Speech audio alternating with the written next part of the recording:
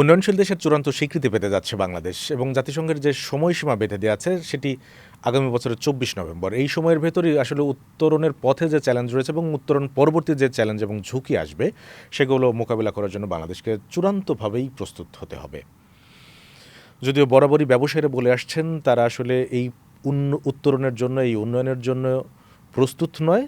প্রধান উপদেষ্টার কার্যালয় থেকে কিন্তু গেল মার্চে স্পষ্টভাবে জানিয়ে দেওয়া হয়েছে যথাসময়ে উত্তরণ হবে, কিন্তু কিছুদিন আগে বাণিজ্য মন্ত্রণালয়ের যে সচিব তিনি জানিয়েছেন ৩ বছর পেছাতে কাজ করছে সরকার। যখন সরকারের মধ্যে এমন দ্বিধাবিভক্ত অবস্থান, ঠিক তখন সরব রাজনৈতিক অঙ্গন এবং বিএনপির ভারপ্রাপ্ত চেয়ারম্যান জনাব তারেক রহমান তার এক্স হ্যান্ডেল এবং ফেসবুকে একটি পোস্ট করে তিনি এ বিষয়ে তার অবস্থান জানিয়েছেন, বিএনপির অবস্থান জানিয়েছেন। তিনি বলেছেন এটি সম্মানজনক, অবশ্যই সম্মানজনক একটি বিষয়, তবে এটি শুধুমাত্র সম্মানই বয়ে নিয়ে আসে না, একই সাথে নিয়ে আসে ঝুঁকি ও চ্যালেঞ্জ। সেই চ্যালেঞ্জ মোকাবিলার ক্ষেত্রে আসলে কতটা সতর্কতার সাথে কৌশল সাজানো যায় সেই বিষয়ে তিনি কিছু পরামর্শ দিয়েছেন, তাগিদ দিয়েছেন। আর এই বিষয়েই আজকে আমাদের সময়ের আলাপে আমরা আলোচনা করব। আপনাদের স্বাগত জানাচ্ছি, আমি কামরুল হাসান সবুজ, এবং এই আলোচনায় আমাদের সঙ্গে যুক্ত হয়েছেন গবেষণা প্রতিষ্ঠান সিপিডির গবেষণা পরিচালক খন্দকার গোলাম মোয়াজ্জেম। খন্দকার গোলাম মোয়াজ্জেম, আপনাকে আমাদের সময়ের আলাপে স্বাগত। আপনাকে ধন্যবাদ জানাচ্ছি আমাকে আমন্ত্রণ জানানোর জন্য। আমরা বলছিলাম যে জনাব তারেক রহমান তিনি বলেছেন আসলে এটি একটি অর্জন এবং এই অর্জনের পথে আসলে কিছু ঝুঁকি রয়েছে। এই যে রাজনৈতিক অঙ্গন অর্থাৎ রাজনৈতিক ব্যক্তিত্ব সরাসরিভাবে অর্থনৈতিক একটি অর্জন বা মাইলস্টোন অর্জনের ক্ষেত্রে যে তাদের অবস্থান স্পষ্ট করেছে, এ বিষয়ে আসলে আপনারা অর্থনৈতিক দৃষ্টিকোণ থেকে কীভাবে বিশ্লেষণ করেন? প্রথমত আমি এই কারণে ধন্যবাদ জানাবো যে রাজনৈতিক নেতা হিসেবে এরকম একটি বিবৃতি দেওয়াটি একটি ইতিবাচক লক্ষণ।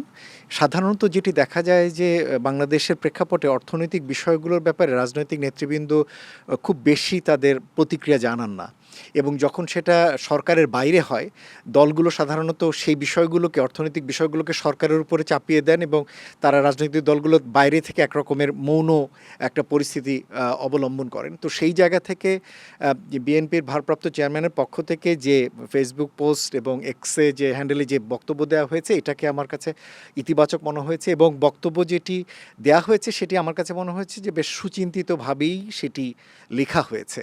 সুতরাং আমি এই জায়গা থেকে রাজনৈতিক নেতার এই ধরনের একটি প্রাগ্রসর চিন্তা থেকে লিখবার জায়গাটিকে তাকে প্রথমত ধন্যবাদ জানাতে চাচ্ছি, এবং একই সাথে আমার কাছে মনে হয় যে অন্যান্য রাজনৈতিক দলেরও উচিত এই ধরনের একটি গুরুত্বপূর্ণ অর্থনৈতিক পদক্ষেপ যেটি সরকার নিতে যাচ্ছে সে ব্যাপারে তাদের অবস্থান জানানো। সরকারের জন্য এই ধরনের কাজগুলো করা ততই সহজ হবে যত রাজনৈতিক দলগুলো এই ধরনের বিষয়গুলো তাদের অবস্থান পরিষ্কার করবে। এটা ঠিক যে স্বল্পোন্নত দেশ থেকে বেরিয়ে যাওয়ার বিষয়টি অবশ্যই একটা প্রাইডের বিষয়, একটা অর্জনের বিষয়। তবে সাম্প্রতিককালে যে বিষয়টি হয়েছে যে অন্তর্বর্তী সরকার আসবার পরে বিভিন্ন ধরনের রাজনৈতিক অনিশ্চয়তা এবং বিভিন্ন ধরনের অন্যান্য সামাজিক চ্যালেঞ্জের কারণে অর্থনৈতিক বিষয়গুলো অনেক ক্ষেত্রেই ঢাকা পড়ে গেছে, এবং মানুষ এখন এক ধরনের অস্থির অথবা একটা অনিশ্চিত পরিস্থিতির ভিতরে রয়েছে বলে এই ধরনের একটা বড় অর্জন নিয়ে তাদের যে ধরনের মনোভঙ্গি প্রকাশ করার কথা বা থাকার কথা সেই জায়গাটি তারা এই মুহূর্তে ঠিক সেভাবে প্রকাশ করতে পারছেন না। এবং এই প্রেক্ষাপটে হয়তো ব্যবসায়ীরাও মনে করছেন যে যে ধরনের অনিশ্চিত পরিস্থিতি তাতে যদি অর্থনৈতিক ক্ষেত্রে এই সামাল দিতে না পারা যায় তাহলে বাংলাদেশের জন্য ভবিষ্যতে এই অর্জনটি কতটুকু ধরে রাখা যাবে সে কারণেই তাদের হয়তো এক ধরনের আশঙ্কা রয়েছে। কিন্তু আমার কাছে মনে হয় যে যেহেতু একটি অন্তর্বর্তী সরকার এই মুহূর্তে রয়েছে এবং আগামী কিছুদিনের ভিতরে একটি রাজনৈতিক উত্তরণ ঘটতে যাচ্ছে এবং নির্বাচন আসতে যাচ্ছে, আমার মনে হয় যে নির্বাচন পরবর্তীকালে দেশের রাজনৈতিক দলগুলো সরকারে থাকুক বা বিরোধী দলে থাকুক সকলেই মিলে যদি সমন্বিতভাবে এই এলডিসি গ্র্যাজুয়েশনের জন্য কাজ করেন সেটা অবশ্যই আমার ধারণা একটি অর্জন হিসেবে থাকবে। যে ঝুঁকিগুলোর কথা আমরা সাধারণত শুনে থাকি এর ভিতরে রয়েছে যে বিভিন্ন ধরনের বাজার সুবিধা সংক্রান্ত সুবিধা, সেটা যেমন ইউরোপিয়ান ইউনিয়নে হয়তো আরও 3 বছর থাকবে যেটা আমাদের মূল বাজার, কিন্তু অন্যান্য বাজারগুলোতে সেটা হয়তো উইথড্র হয়ে যাবে। সুতরাং এই সুবিধাটি উঠে গেলে ব্যবসা করার ক্ষেত্রে আমরা বাড়তি প্রতিযোগিতার মধ্যে পড়ব কিনা এরকম একটা দুশ্চিন্তা রয়েছে। আমাদের ফার্মাসিউটিক্যালস খাত রয়েছে, ফার্মাসিউটিক্যালস খাত এই মুহূর্তে তার লাইসেন্সিং বা পেটেন্টিংয়ের জন্য আলাদা কোনো চার্জ দিতে হয় না। ফার্মাসিউটিক্যালসের সাথে আর দেশীয় কোন খাতগুলো বেশি গুরুত্ব দেওয়া যেতে পারে? আমাদের এক্ষেত্রে গুরুত্বপূর্ণ হবে যে সমস্ত খাতগুলোতে সরকার বিভিন্ন ধরনের সাবসিডি বা ভর্তুকি দিয়ে থাকেন। এর ভিতরে রপ্তানিমুখী খাতগুলোতে আমার সরকার বিভিন্ন রকমের ভর্তুকি দিয়ে থাকেন। এক্সপোর্ট স্টেজে ক্যাশ ইনসেন্টিভ রয়েছে, তারপরে ট্যাক্স ব্রেক রয়েছে, ভ্যাট ওয়েভার রয়েছে, অন্যান্য ধরনের যে ডিউটি ওয়েভার রয়েছে সেই সমস্ত সুবিধা, যার ভিতরে গার্মেন্টস বা টেক্সটাইলস একটা গুরুত্বপূর্ণ খাত। এর বাইরে অ্যাগ্রো প্রসেসিং রয়েছে, এর বাইরে লেদার ফুটওয়্যার রয়েছে, লাইট ইঞ্জিনিয়ারিং রয়েছে, যারা কিনা আমাদের এক্সপোর্ট সেক্টরের সাথে জড়িত। তারা এই সমস্ত সুবিধাগুলো তারা কিছুদিনের, যেহেতু এটা উঠে গেলে এই সুবিধাগুলো ইউরোপের বাজারে থাকবে আরও 3 বছর, অন্যান্য বাজারগুলোতে এইগুলো হয়তো অব্যাহত থাকবে না, এই নিয়ে তাদের একটা দুশ্চিন্তা রয়েছে। কিন্তু মনে রাখা দরকার যে স্বল্পোন্নত দেশ থেকে বেরিয়ে যাওয়াটা আসলে সুবিধা প্রাপ্তি বা সুবিধা বঞ্চিত হওয়ার বিষয় না।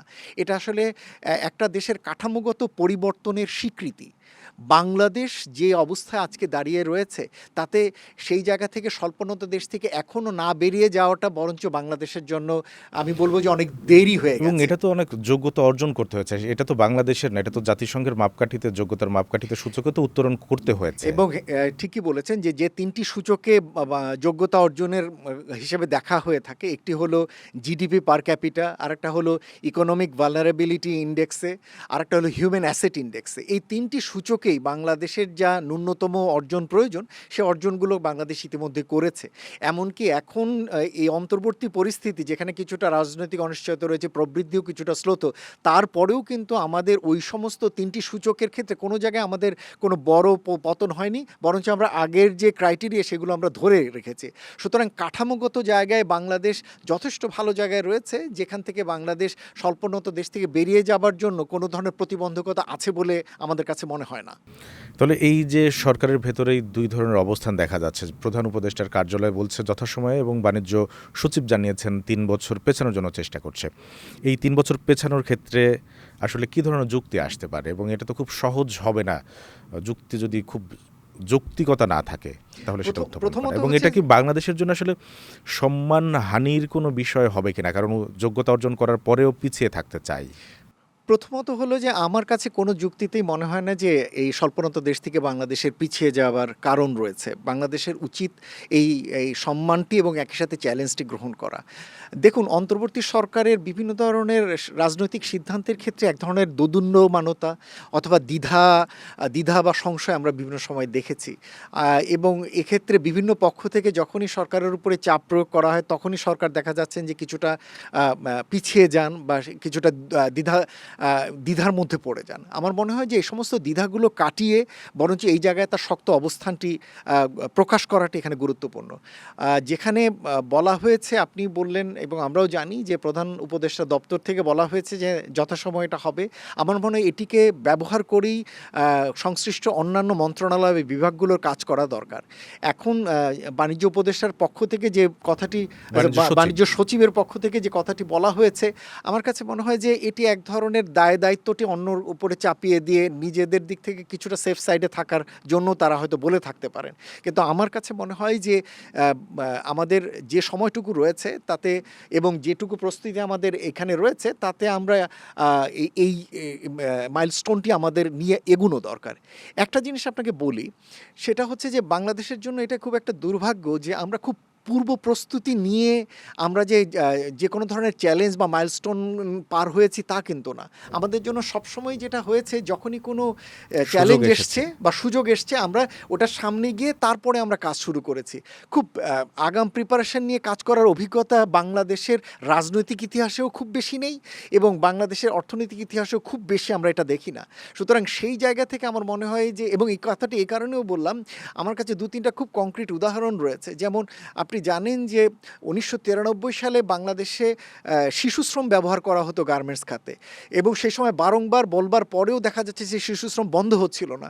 তখন মার্কিন যুক্তরাষ্ট্রে হারকিন্স বিল আনা হয়েছিল, যে সমস্ত দেশগুলোতে শিশুশ্রম ব্যবহার করা হয় সে সমস্ত দেশের পণ্য তারা নেবে না। সাথে সাথেই আমাদের এখানে ইউএনডিপি প্রোগ্রাম নিল, সরকারের সংশ্লিষ্ট মন্ত্রণালয়গুলো যুক্তি নিল, এবং গার্মেন্টস কারখানা থেকে শিশুশ্রম চলে গেল। ঠিক একইভাবে কারখানাতে কর্মপরিবেশের সমস্যা, শ্রমিক মৃত্যু, আমরা মোটেই কোনোভাবে গার্মেন্টসগুলোকে রাজি করাতে পারছিলাম না, কিন্তু তখনই তারা হলো যখন রানা প্লাজার মতো একটা দুর্ঘটনা হলো, এবং তারপরেই বিশ্বব্যাপী বিভিন্ন উদ্যোগ গ্রহণ করা হলো, এবং তারপরে সকলে আবার কমপ্লাই হতে শুরু করলো। এবং এখন কিন্তু আর শিল্প এবং এখন দুর্ঘটনা কিন্তু বলতে আমাদের সেটা শিল্প নাই। দুর্ঘটনার কথা আমরা শুনতে পাই না। এই যে একটা দুর্বলতা আমাদের জাতিগতভাবে প্রিপারেশন চ্যালেঞ্জ না গ্রহণ নিয়ে করা। এবং একটা চ্যালেঞ্জের মধ্যে পড়লেই আমরা কেবলমাত্র কাজ করতে আগ্রহী হই, এটা খুব একটা ভালো লক্ষণ না, কিন্তু এটাই হয়তো আমাদের ট্রেন্ড। সুতরাং সেই জায়গা থেকে আমার মনে হয় যে স্বল্পোন্নত দেশ থেকে কি চ্যালেঞ্জ আসতে যাচ্ছে সেটা আমরা আগাম খুব একটা ওয়াকিবহাল না। যেগুলো বলা হচ্ছে এগুলোর চেয়ে অন্য অন্য ধরনের চ্যালেঞ্জগুলো অনেক গুরুত্বপূর্ণ। সুতরাং যে চ্যালেঞ্জটি আসতে যাচ্ছে সেটি সামনে আসলে আমার ধারণা আমাদের সরকার, উন্নয়ন সহযোগীরা, প্রাইভেট সেক্টর, সিভিল সোসাইটি, এমনকি এনজিও, অন্য সেক্টর যারা রয়েছে এবং ট্রেড ইউনিয়ন ওয়ার্কাররা মিলে এই চ্যালেঞ্জটি মোকাবেলা করা খুব ভালোভাবেই সম্ভব। আমি জনাব তারেক রহমানের আরেকটি অংশ একটু উদ্ধৃত করতে চাই, যেখানে উনি বলছেন যে এই উন্নয়নের পথে যেন শ্রমিক, কৃষক এবং আমাদের যে যুব শক্তি আছে তারা যেন পিছিয়ে না পড়ে, তারা যেন হতাশাগ্রস্ত না হয়। সেই ক্ষেত্রে আমরা যখন আমাদের উন্নয়নটা শিল্পমুখী দেখছি, কিন্তু সেবামুখী হলে যে কর্মসংস্থানের যে একটা সুযোগ আছে, আমাদের যে উন্নয়নকে টেকসই করার সুযোগ আছে, আমরা তো সেবামুখী হচ্ছি না বা হতে চাচ্ছি, পারছি না, যে যে অবস্থাতেই আছি। সেখান থেকে এই যে রাজনৈতিক অঙ্গনের যে সংশ্লিষ্টতা সরকারকে প্রভাবিত করার জন্য, এটি আপনি বলছেন ইতিবাচক, সেটি কি আসলে পলিসি মেকিংয়ের ক্ষেত্রে আরও কীভাবে ট্রান্সফার করা যায়? আমার মনে হয় খুব ভালো প্রশ্ন করেছেন। আমি মনে করি যে রাজনৈতিক দলগুলোর তাদের কিছু আগাম ঘোষণা দেওয়া দরকার। জনাব তারেক রহমান বা বিএনপির চেয়ারপারসন, ভারপ্রাপ্ত চেয়ারপারসনের পক্ষ থেকে যে বক্তব্য এসছে, এই প্রেক্ষিতে আমি দুটো অনুরোধ করব তাকে। একটি হলো তাদের আগামী ইলেকশন ম্যানিফেস্টোতে স্বল্পোন্নত দেশ থেকে বাড়িয়ে যাওয়ার প্রেক্ষাপটে তারা কী কী ধরনের অর্থনৈতিক অগ্রগতি নেবেন, কী কী ধরনের প্রাতিষ্ঠানিক সংস্কার তারা করবেন, এবং কী কী ধরনের অর্থনৈতিক পরিবর্তনগুলোর জন্য তারা কাজ করবেন সেটি ব্যাপারে তারা যেন সুস্পষ্টভাবে ঘোষণা দেন।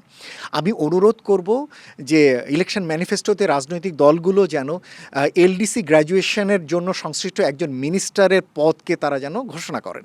এই বিশেষায়িত এই মন্ত্রণালয়ের কাজ হবে সংশ্লিষ্ট অন্যান্য মন্ত্রণালয় বিভাগগুলো কীভাবে এই এলডিসি গ্র্যাজুয়েশনে কাজ করছে সেগুলো সমন্বয় করা, এগুলো যথাযথভাবে হচ্ছে কিনা সেটা দেখা, এবং সেই অনুযায়ী সরকারের সংশ্লিষ্ট মন্ত্রণালয় বিভাগগুলোকে যথাযথভাবে তাদেরকে অনুরোধ করা, এবং সেই অনুযায়ী এই কাজগুলো যাতে হয়।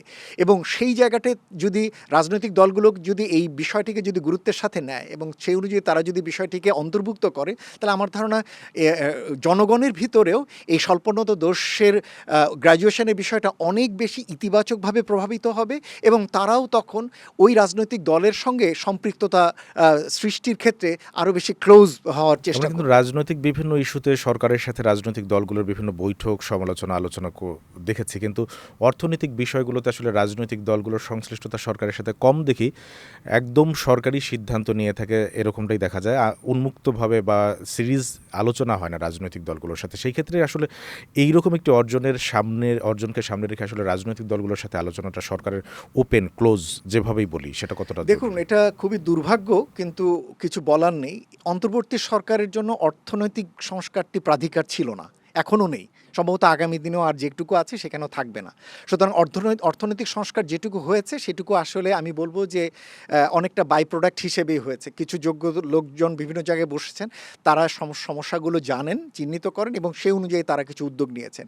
নতুবা অর্থনৈতিক সংস্কার সংক্রান্ত যে ধরনের সুপারিশগুলো এসছে সেগুলো ভিতরে ভিতরে কিছু সংস্কার হয়েছে, কিন্তু বড় আকারে, বৃহৎ আকারের সংস্কারের ক্ষেত্রে খুব বড় উদ্যোগ এই সময় ছিল না।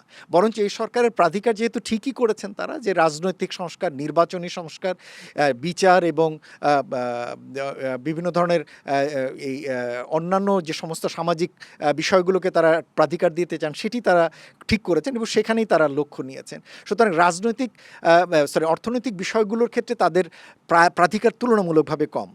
সেদিক থেকে আমার কাছে মনে হয় যে এই মুহূর্তে নতুন করে অনেক বড় আকারে অর্থনৈতিক বিষয়গুলোকে নিয়ে এসে আলাপ আলোচনা করে যাবার মতো পরিস্থিতি খুব বেশি আছে বলে মনে হয় না। তারপরেও আমার কাছে মনে হয় যে যেহেতু সরকারের হাতে এখনও প্রায় 5-6 মাস রয়েছে, এই সময়কালের ভিতরে অন্তত অর্থনৈতিক বিষয়ক উপদেষ্টা, আরও বিশেষায়িত বাণিজ্য উপদেষ্টা রয়েছেন, পরিকল্পনা উপদেষ্টা রয়েছেন, তারা মিলে, প্রধান উপদেষ্টা মিলে রাজনৈতিক দলগুলোকে মিলে একটি অন্তত তারা বৈঠক করতে পারেন প্রধান উপদেষ্টার সভাপতিত্বে, এবং যেখানে প্রধান উপদেষ্টার পক্ষ থেকে রাজনৈতিক এই সিদ্ধান্তটি সকলের কাছে পৌঁছে দেওয়া এবং তাদেরকে অনুরোধ করা যে তারা যেন সরকারের এই সিদ্ধান্তটিকে নির্বাচন পরবর্তীকালে তিনি সংসদের সরকারি দলে থাকেন অথবা বিরোধী দলে থাকেন যৌথভাবে কিভাবে নিয়ে যাবেন তার কর্মপরিকল্পনা তারা যাতে ইলেকশন ম্যানিফেস্টোতে ঘোষণা করেন এবং সেই অনুযায়ী তারা যাতে নির্বাচন পরবর্তীকালে কার্যক্রম নেন। ব্যবসায়ীরা বরাবরই বলে আসছেন তারা প্রস্তুত না, এবং সরকারের ভেতরে দেখা যাচ্ছে দুই ধরনের বক্তব্য আছে। সেই ক্ষেত্রে আসলে রাজনৈতিক দলগুলো সাধারণ জনগণকে কিভাবে আশ্বস্ত করতে পারে যে একটি সম্মানজনক এই অর্জনটা নিয়ে যেন তারা দ্বিধাগ্রস্ত না থাকে? প্রথমত দেখুন যে ব্যবসায়ীরা প্রস্তুত নয় এই কথাটির সাথে আমি খুব একমত নই। এটা একটা কাঠামোগত প্রস্তুতি, এটা কিন্তু 2 মাস 3 মাসের প্রস্তুতি না। স্বল্পোন্নত দেশ থেকে বেরিয়ে যাবার জন্য সরকারের 5 বছর আগে থেকে কার্যক্রম চলছে এবং বেসরকারি খাত তার সরকারের সঙ্গে খুব অঙ্গাঙ্গিভাবেই কাজ করে এসছে এবং বেসরকারি খাতের সাথে যৌথভাবে মিলেই কিন্তু স্মুথ ট্রানজিশন স্ট্র্যাটেজি নামে STS ডকুমেন্ট তৈরি করেছে, যেটাতে কোন 4টি পিলারের অধীনে কিভাবে কাজ করা হবে সেগুলো সবই চিহ্নিত করা হয়েছে। সেখানে সুনির্দিষ্টভাবে বলে দেয়া আছে কোন মন্ত্রণালয় কি কাজ করবে, কোন বেসরকারি খাতের অ্যাসোসিয়েশনগুলো কি কাজ করবে, কার কি দায়িত্ব সেটি বলে দেয়া আছে। দেখুন, আমি আপনাকে আবার সে আগের কথায় ফিরে যাই। সমস্ত প্রস্তুতি থাকবার পরেও বেসরকারি খাত যখন সরকার এই কার্যক্রমগুলোকে আত্মীকরণ করছেন না, ওন করছেন না, নিয়ে যেতে পারছেন না, তখন কিন্তু ওই চ্যালেঞ্জটি থেকেই যায়। সুতরাং বেসরকারি খাত, আমার ধারণা আবার আপনাকে বলছি যে তারা নিজে ইন্ডিভিজুয়ালি তাদের প্রস্তুতি অনেকেরই রয়েছে, আমি এটা তাদের সাথে আলাপ করে বুঝেছি। যেটা দরকার অ্যাসোসিয়েশনগুলোর এই জিনিসটিকে বাইন করে এগিয়ে নিয়ে যাওয়া। আমার কাছে বরঞ্চ মনে হয় বেসরকারি খাত যতটা না সুবিধা বঞ্চিত হবার জন্য চাপবোধ করছেন, তার থেকে বেশি নতুন যে সমস্ত কমপ্লায়েন্সগুলো তাদের মানতে হবে সেই মানার বিষয়গুলোতে তারা হয়তো বেশি চাপবোধ করতে পারেন। যখন এরপরে স্বল্পোন্নত দেশ থেকে বেরিয়ে গেলে ইউরোপিয়ান ইউনিয়নে মার্কেট অ্যাক্সেস পেতে হলে অন্তত 27টি UN কনভেনশন আপনাকে মানতে হবে এবং এর ভিতরে অনেকগুলো হিউম্যান রাইটস, লেবার রাইটস নিয়ে, অনেকগুলো ট্যাক্স কমপ্লায়েন্স নিয়ে, এই সমস্ত জায়গাগুলোতে আমাদের বেসরকারি খাত সবসময় অস্বস্তি বোধ করেছেন। কিন্তু আমরা মনে করি যে এই ধরনের জায়গাগুলোতে কমপ্লায়েন্স অর্জন করাটি এটি একদিনে হবে না, 1 বছরেও হবে না। আপনি তাকে একটা স্ট্যান্ডার্ড দেবেন, টার্গেট দেবেন, তখনই তিনি কাজ শুরু করবেন। সুতরাং আমার কাছে মনে হয় যে স্বল্পোন্নত দেশ থেকে বেরিয়ে যাওয়ার যে 26-এর যে টার্গেট রয়েছে সেটা ধরে বেসরকারি খাতের উচিত যে কীভাবে এই নতুন কন্ডিশনালিটি কমপ্লায়েন্সগুলো তারা মেনটেন করবেন। সুবিধার বিষয় নিয়ে আমার ধারণা তারা খুব বেশি যে দুশ্চিন্ত তা হয়তো না। কিন্তু তাদের যে ডাইভার্সিফিকেশন, তাদের আমরা দেখি যে আমাদের উন্নয়নটা এককেন্দ্রিক, বিশেষ করে রপ্তানি বাজারটা, এবং রপ্তানি বাজারে যে সুবিধা আদায়ের বিষয়টা আসলে এককেন্দ্রিক হয়ে আছে। ডাইভার্সিফিকেশন যেহেতু খাতের নেই, যার জন্য মানুষেরও ডাইভার্সিফিকেশন নেই যুক্তিতর্ক উপস্থাপনের ক্ষেত্রে। আমরা এই উত্তরণের পথে আমাদের অনেক কিছু চ্যালেঞ্জ আসবে, এবং যেহেতু আমরা যোগ্যতা অর্জন করেছি সেই চ্যালেঞ্জগুলো নিতে আসলে আমাদের এত দ্বিধা কেন? আমরা সবসময়ই এক ধরনের দ্বিধান্বিত এবং আমরা দ্বিধান্বিত জাতি। আমরা যদি বলবো, দেখুন আপনাকে আমি বলি, অযোগ্য হয়ে থাকতাম বা যোগ্যতা অর্জন করতে না পারতাম তাহলে তো সেটা প্রশ্ন আসতো। আমাদের এই বেসরকারি খাতই কিন্তু তার নিজের যোগ্যতায় এখানে এসছে। কিন্তু আপনি যে বলছিলেন যে আমাদের এককেন্দ্রিক আমাদের যে রপ্তানি খাত, এই এককেন্দ্রিক রপ্তানি খাত কত বছর ধরে এককেন্দ্রিক রপ্তানি খাত? আপনি তাকিয়ে দেখেন যে 80 সালে যখন জুট আমাদের মূল রপ্তানি পণ্য ছিল, 90-এর দশক থেকে শুরু করে গত 2025 এই গত 35 বছরে আমাদের এই গার্মেন্টস খাতই কিন্তু মূল রপ্তানি খাত। কোনো ডাইভার্সিফিকেশান হয়নি। কিন্তু আপনি কি বলতে চান যে এর ভিতরে সরকার কোনো ডাইভার্সিফিকেশানের উদ্যোগ নেননি? বলতে চান যে সিভিল সোসাইটি ডাইভার্সিফিকেশান বা থিঙ্ক ট্যাঙ্কগুলো ডাইভার্সিফিকেশানের জন্য কোনো কথা বলেনি? ডেভেলপমেন্ট পার্টনাররা কোনো ফান্ড বা সাপোর্ট নিয়ে আসেনি? ওয়ার্ল্ড ব্যাংক অন্তত কয়েকবার এসছে বিভিন্ন রকমের উদ্যোগ নিয়ে। এই কমার্স মিনিস্ট্রির কাছে তার আলাদা আলাদা কৌশলপত্র রয়েছে, হ্যাঁ, কীভাবে কোন কোন খাত, তারা 8টি খাত নির্দেশ করে দিয়েছিল এই খাতগুলোতে ডাইভার্সিফিকেশান চাই, এই খাতের উদ্যোগ। কিন্তু সবসময় যেটা দেখা গিয়েছে, ফান্ড আসলো, ফান্ড চলে গেল, প্রজেক্ট আসলো, প্রজেক্ট চলে গেল, ওটা শেষ হয়ে গেল। সুতরাং যেটা বলার বিষয় সেটা হলো এই ধরনের ডাইভার্সিফিকেশনের জিনিসগুলো অনেক বেশি কৌশল ভিত্তিক, ওনারশিপ ভিত্তিক এবং অনেক বেশি হোমগ্রোন নিজের থেকে আসতে হয়, এটা হুট করে হয় না। সুতরাং আপনি যদি এখন বলেন যে আমরা ডাইভার্সিফাইড হইনি বলে আমাদের এখন রেডি না, আপনি কত বছরে হবেন সেটিও কিন্তু আপনি জানেন না। এবং আমি আপনাকে গ্যারান্টি দিচ্ছি যদি এইভাবে থাকে এই একটি খাতমুখী অর্থনীতি আমাদের আগামী দিনগুলোতেও চলতে হবে। সুতরাং যখন যখনই আপনি আপনার সামনে একটি চ্যালেঞ্জ আসছে, যখনই আপনাকে কমপ্লায়েন্সের জায়গাগুলো আসছে, তখনই আমাদের উদ্যোক্তারা সেখানে যুক্ত হচ্ছেন এবং তখনই সরকার যুক্ত হচ্ছেন, তখনই দেখা যাবে দেশি বিনিয়োগের পাশাপাশি বিদেশি বিনিয়োগ যখন এখানে আসবে, তখন কিন্তু এখানে নতুন ধরনের একটা অর্থনৈতিক প্রণোদনা তৈরি হবে। আমি আপনাকে বলি, এখন যে অর্থনৈতিক কাঠামো, এলডিসি কেন্দ্রিক কাঠামো, নন কমপ্লায়েন্সের ক্ষেত্রে খুব বেশি আমাদের চাপের ভিতরে পড়তে হয় না, ট্রান্সপারেন্সির খুব বেশি আমরা চাপের ভিতরে পড়তে হয় না, এরকম বিদেশি ঋণ সুবিধা পাওয়ার ক্ষেত্রে সুবিধা আছে। এবং স্বল্প সুদে কিছু ঋণ পাচ্ছি, এই ধরনের সুবিধাগুলো কিন্তু একেবারে বলতে পারেন এটা হলো এক ধরনের মানে ক্ষুণ্ণিবৃত্তিক চাহিদা।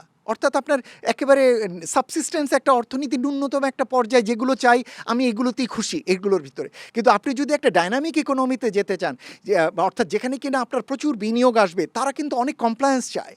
আপনার এখানে আগামী দিনে বিদেশি বিনিয়োগ খুবই জরুরি হয়ে পড়েছে, কিন্তু বিদেশি বিনিয়োগ তখন কখনোই আসবে না যদি এখানে লেবার স্ট্যান্ডার্ড, সেফটি স্ট্যান্ডার্ডসগুলো, কমপ্লায়েন্সগুলো ঠিক না থাকে রাজনৈতিক একটা স্থিতিশীলতার দরকার এবং আছে। রাজনৈতিক স্থিতিশীলতা যদি না থাকে। যদি এখানে বিদেশি বিনিয়োগ তখনই আসবে না যদি এখানে আপনার ট্যাক্স রিলেটেড কমপ্লায়েন্সগুলো না থাকে।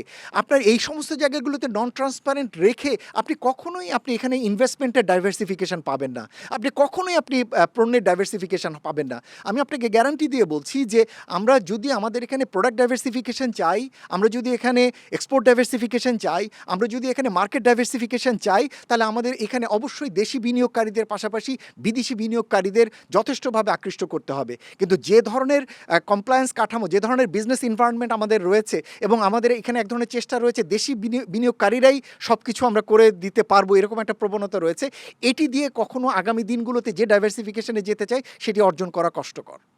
আমাদের যে যুব শক্তি আছে, সেই যুব শক্তি কাজে লাগানোর জন্য আমরা সরকারের কর্মপরিকল্পনা দেখি, অনেক সময় রাজনৈতিক যে নির্বাচনকালীন যে ইশতেহার থাকে সেখানেও দেখি, কিন্তু নির্বাচনের পরে রাজনৈতিক দলগুলোকে আসলে তার জায়গা থেকে সেই ধরনের কাজকর্ম করতে দেখি না, আমরা স্বাভাবিকভাবেই দেখি না, কারণ তারা সেই সময় আসলে সরকার কিভাবে চলে, রাজনৈতিক ব্যক্তিবর্গ কীভাবে চলে বা রাজনৈতিক দলগুলো কীভাবে চলে সাধারণ জনগণকে সাথে নিয়ে। তো সেই জায়গা থেকে যে যুবশক্তিকে কাজে লাগানোর জন্য আপনি বলেছেন যে আসলে এলডিসি কেন্দ্রিক যেমন সুস্পষ্ট একটি থাকা দরকার, অবস্থান থাকা দরকার ইশতেহারে, যুব শক্তিকে কাজে লাগানোর জন্য আসলে কেমন ধরনের প্রত্যাশা আপনাদের কাছ থেকে, যেটা রাজনৈতিক অঙ্গন থেকে এলে আসলে সরকার যারা গঠন করবে তাদের জন্য কাজকর্ম করতে সহজ হবে? দেখুন, পুরো জিনিসটাকে আমার কাছে মনে হয় এটা এক ধরনের অ্যাকাউন্টেবিলিটি এর বিষয়। অ্যাকাউন্টেবিলিটি মানে হচ্ছে আপনি জনগণের কাছে যা কমিট করে আসবেন, আপনি সরকারে যান অথবা বিরোধী দলে যান, আপনার দায়িত্ব হচ্ছে ওই যে কমিটমেন্টগুলো করে এসছেন সেগুলো আপনি পালন করবেন। এখন আপনি পালন করছেন কি না সেটি দেখবেন কে? সেটি জনগণ দেখবেন। আমরা সাধারণত বলে থাকি জনগণ দেখবেন, এটি একটি ভেগ কথা। এটি দেখবার জন্য কিন্তু প্রতিষ্ঠান রয়েছে, সেই প্রতিষ্ঠানটি হলো সংসদ। আপনি যে সমস্ত কমিটমেন্ট করছেন সেই সমস্ত কমিটমেন্ট অনুযায়ী আপনি বাজেট বরাদ্দ করছেন কিনা, আপনি যথাযথ ব্যক্তিকে বিভিন্ন মন্ত্রণালয় বিভাগের দায়িত্ব দিয়েছেন কিনা, যে অ্যালোকেশনগুলো করা হয়েছে সেই অনুযায়ী যে কাজগুলো হওয়ার কথা সেগুলো হচ্ছে কিনা। এবং রাজনৈতিক অঙ্গন থেকে কিন্তু সেই সমালোচনাগুলো আমরা কম দেখি। হ্যাঁ, সেই জন্য আমি বলছি যে বিশেষ করে গঠনমূলক, হয়তো বিরোধমূলক এই পরিবর্তিত প্রেক্ষাপটে আমাদের বড় প্রত্যাশা থাকবে সংসদে যারা বিরোধী দল থাকবেন অথবা একাধিক বিরোধী দলে যারা থাকবেন, তারা যাতে তাদের শ্যাডো মিনিস্টার ঘোষণা করেন। অর্থাৎ প্রত্যেকটি মন্ত্রণালয় বিভাগ কেন্দ্রিক তারা যাতে তাদের একজন করে ছায়ামন্ত্রী রাখেন। তো এই যে যুব মন্ত্রণালয়ের কাজ বা যুব কেন্দ্রিক যত সমস্ত কাজ, এগুলো সরকারের হয়তো ক্রীড়া মন্ত্রী রয়েছে, এর বাইরে মহিলা শিশু মন্ত্রণালয় রয়েছে, এর বাইরে হয়তো বাণিজ্য মন্ত্রণালয় রয়েছে, আইসিটি মিনিস্ট্রি, যেগুলো যুবক কেন্দ্রিক, তারাই তো এগুলো বিভিন্ন ধরনের কাজ করবেন। কিন্তু সেই জায়গাটি হচ্ছে কিনা সেটি সংসদের ভিতরে দেখবার জন্য অন্তত বিরোধী দলের আমি আশা করব যে এখানে একজন যুব কেন্দ্রিক একজন ছায়ামন্ত্রী যেন থাকেন, যিনি এই বিষয়গুলো দেখবেন। এটা হলো একটি দিক। আর একটি দিক হচ্ছে সংসদে এই যে অ্যাকাউন্টেবিলিটির একটা বড় জায়গা হলো স্ট্যান্ডিং কমিটিগুলো। পার্লামেন্টের স্ট্যান্ডিং কমিটিগুলো বিগত সময়কাল আমরা মোটেই কাজ করতে দেখিনি। এখানে দেখা গিয়েছে যে সরকারি দলের একজন ব্যক্তিকে বা এমপিকে চেয়ারম্যান করা হয়েছে। আগে দেখা যেত মন্ত্রী চেয়ারম্যান হতেন, ফলে কনফ্লিক্ট অফ ইন্টারেস্ট হতো বলে পরবর্তীকালে দেখেছি যে চেয়ারম্যান করা হয়েছে সংসদীয় দলে, কিন্তু বিরোধী দলের মন্ত্রী এমপিরা সেখানে থাকেন। আমরা মনে করি যে এই সংসদীয় স্ট্যান্ডিং কমিটিগুলোতে বাধ্যতামূলকভাবেই বিরোধী দলের পক্ষ থেকে যাতে চেয়ারম্যান নিযুক্ত করা হয়, এবং সেটি যদি হয় তাহলে তারা তাদের এই যে যুব মন্ত্রণালয় সংক্রান্ত যে সমস্ত স্ট্যান্ডিং কমিটিগুলো রয়েছে তারা সেখানে দেখবেন যে সমস্ত কমিটমেন্টগুলো করা হয়েছে, যে সমস্ত প্রকল্পগুলো নেওয়া হচ্ছে সেগুলো গুণমান সম্পন্ন হচ্ছে কিনা, সেখানে দুর্নীতি হচ্ছে কিনা, সেখানে আদতেই যে টার্গেট সেই টার্গেট অ্যাচিভ হচ্ছে কিনা, সেই জিনিসগুলো দেখবার কিন্তু সংসদীয় একটা প্রক্রিয়া রয়েছে যেটি ব্যবহার করা যেতে পারে। এলডিসি উত্তরণ নিয়ে আমাদের যে যোগ্যতা অর্জন আছে 3টি সূচকে আমরা যোগ্যতা অর্জন করেছি এবং 2বারের পর্যালোচনাতেই সেই যোগ্যতা অর্জন করেছি। করোনার কারণে 2 বছর পিছিয়েও গিয়েছে।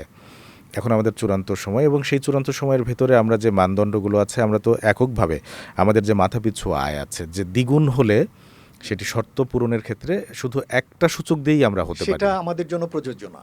কেন এটা প্রযোজ্য নয়? সেটা তাদের জন্যই প্রযোজ্য যাদের জন্য অন্য দুটো সূচক যথাযথ না। আমাদের জন্য হচ্ছে 3টি সূচকের 2টো পুরো উত্তরণ করতে পারলেই আমাদের জন্য হতো। আমরা 3টি সূচকেই উত্তরণ করেছি। দেখুন, এক্ষেত্রে অ্যাঙ্গোলার মতো দেশ যেখানে কিনা অর্থনীতি অনেক ডাইভার্সিফাইড না, ইকোনমিক হিউম্যান অ্যাসেটের ক্ষেত্রেও অত বেশি ডাইভার্সিফাইড, কিন্তু পার ক্যাপিটাল ইনকাম অনেক বেশি।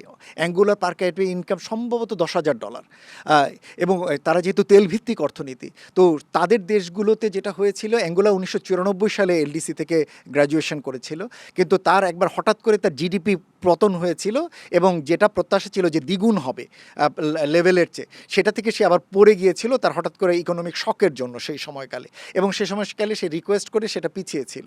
কিন্তু বাংলাদেশের জন্য যে সূচকগুলো, যে 3টি পার capital GDP, economic vulnerability index এবং হিউম্যান অ্যাসেট ইন্ডেক্স, এর কোনোটি সাম্প্রতিককালে এমন কোনো বড় চাপের ভিতরে পড়েনি যে এই জায়গাগুলোতে আমাদের পূর্ববর্তী অর্জনগুলো এগুলো খুব আবার আমরা হারিয়ে ফেলেছি। ফলে রিভিউ করে যে আমরা যে পিছিয়ে গিয়েছি তা কিন্তু না, ফলে অর্জন যেখানে রয়েছে সেটি আমরা সেই জায়গাতেই রয়েছি। যেটি হয়েছে, আমি আপনাকে বলি, যেটি হয়েছে বিগত 1 বছর সময়কালে বিভিন্ন ধরনের অনিশ্চয়তার কারণে প্রবৃদ্ধি কিছুটা শ্লথ হয়েছে, বিনিয়োগ কিছুটা শ্লথ হয়েছে, কর্মসংস্থানে তার কিছুটা চাপ পড়েছে, এগুলো সত্য। কিন্তু এলডিসি গ্র্যাজুয়েশনটা কোনো 1 বছর কেন্দ্রিক কোনো পরিস্থিতির মূল্যায়ন নয়। এলডিসি গ্র্যাজুয়েশনটা হচ্ছে একটা দেশের কাঠামোগত পরিস্থিতির উত্তরণ, যেটা বাংলাদেশ অনেক আগেই খুব ভালোভাবে উত্তরণ করে গেছে। সাম্প্রতিক যে পরিস্থিতি, এটা খুব অল্প সময়ের ভিতরে উত্তরণ হয়ে যাবে যত দ্রুত এখানে একটি নির্বাচন হবে। আমি মনে করি যে একটি রাজনৈতিক নির্বাচন ফেব্রুয়ারির জন্য অপেক্ষা করা দরকার নেই, যদি আরও আগে দেওয়া যায়। এখানে যত তাড়াতাড়ি একটি গণতান্ত্রিক সরকার আসবে এবং তার মাধ্যমে এখানে গণতান্ত্রিক উত্তরণ হয়ে যদি একটি নির্বাচিত সরকার আসে, সেই অর্থনীতির প্রতি বিনিয়োগকারীদের যেমন আস্থা ফিরে আসবে, দেশি বিদেশি বিনিয়োগ যেমন আসবে, বিদেশি দাতা সংস্থার যেমন এখানে আস্থা ফিরে আসবে, এবং সাধারণ মানুষও তখন অর্থনৈতিক কর্মকাণ্ডে অনেক ভালোভাবে জড়িত হতে চাইবে। আপনার কি মনে হয় যে আসলে এই উত্তরণ নিয়ে যে দ্বিধা বিভক্ত যে মন্তব্য এবং পর্যবেক্ষণ আছে, সেখান থেকে সরে সাধারণ মানুষকে আসলে একটি বার্তা দেওয়া উচিত, আমরা আসলে কি করতে চাচ্ছি, পেছাতে চাচ্ছি কিংবা উত্তরণটা যথাসময়ে করতে চাচ্ছি? না হলে সাধারণ মানুষ এই অর্জনটাকে ঝুঁকি হিসেবে ভাবতে পারে, এরকম একটা শঙ্কা তৈরি হতে পারে। দেখুন, এই মুহূর্তে সাধারণ মানুষের ভিতরে যে দোদুল্য মানতা বা অস্থিরতাটা রয়েছে, সেটা হলো রাজনৈতিক অনিশ্চয়তার কারণে। এবং আমি মনে করি যে দ্রুত একটি নির্বাচন হলে এবং একটি নির্বাচিত সরকার এখানে আসলে, সেই নির্বাচিত সরকার যদি যথাযথভাবে স্বল্পোন্নত দেশকেন্দ্রিক তাদের কার্যক্রম আগে থেকে ঘোষণা করে সেই অনুযায়ী যদি নির্বাচিত হবার পরে কার্যক্রম নেওয়া শুরু করে, সাধারণ মানুষ আগে থেকেই ওই এজেন্ডাগুলো জানতে পারবে এবং আশ্বস্তি বোধ করবে, এবং পরবর্তীকালে নির্বাচিত সরকার যখন আসবেন এবং তার কার্যক্রম যখন গৃহীত হবে সেই অনুযায়ী সাধারণ মানুষ তখন তার সাথে একাত্ম বোধ করবেন। আমি মনে করি যে ধরনের অনিশ্চয়তার ব্যবসায়ীরা দেখছেন, এটা স্বল্পকালীন এবং এটা একেবারেই রাজনৈতিক অনিশ্চয়তা কেন্দ্রিক। এটি একেবারেই চলে যাবে যদি এখানে একটি নির্বাচিত সরকার দ্রুত আসেন।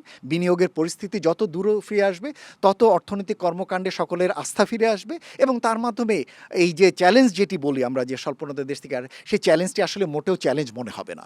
রাজনৈতিক দলগুলো তো ব্যবসায়ীদের সাথে আসলে এই বিষয় নিয়ে কখনো সংলাপে বসেনি, আমরা যতটুকু জানি।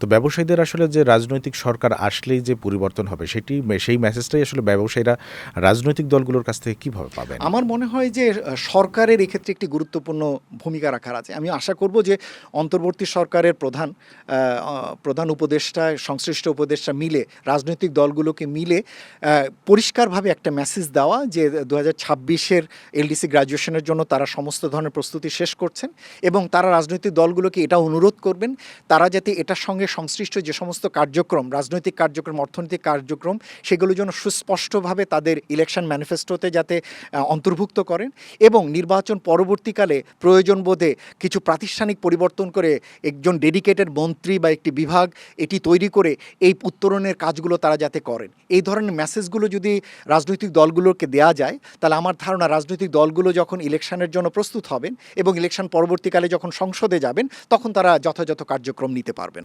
এক্ষেত্রে তো নির্বাচনে একটা বড় ধরনের প্রভাব ফেলবে, ব্যবসায়ীরাও তো তাদের সিদ্ধান্ত নিতে সুবিধা পাবেন রাজনৈতিক দলগুলোর যদি অবস্থান স্পষ্ট থাকে এবং তাদের সাথে বৈঠক করে যদি সিদ্ধান্তগুলো আমি সবসময় মনে করি যে একটি রাজনৈতিক সিদ্ধান্ত যত সুদৃঢ়ভাবে স্পষ্টভাবে জনগণের কাছে দেয়া যায়, এমনকি ব্যবসায়ীদের কাছে দেয়া যায়, ব্যবসায়ীরা যতই ঝুঁকি মনে করুন কিন্তু তারা সেই জায়গাগুলিতে আস্থা পান।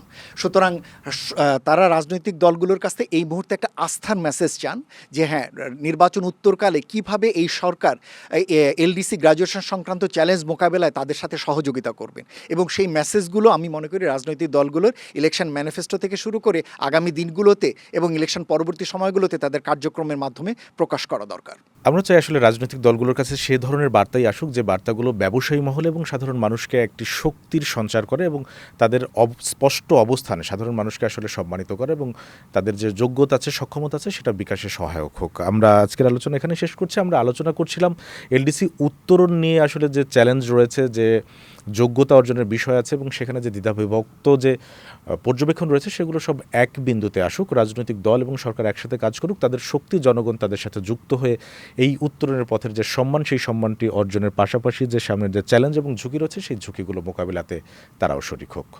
আজ সময়ের আলাপে এটুকুই। দেখা হবে অন্য দিন অন্য কোনো বিষয়ে। সঙ্গে থাকুন সময়ের।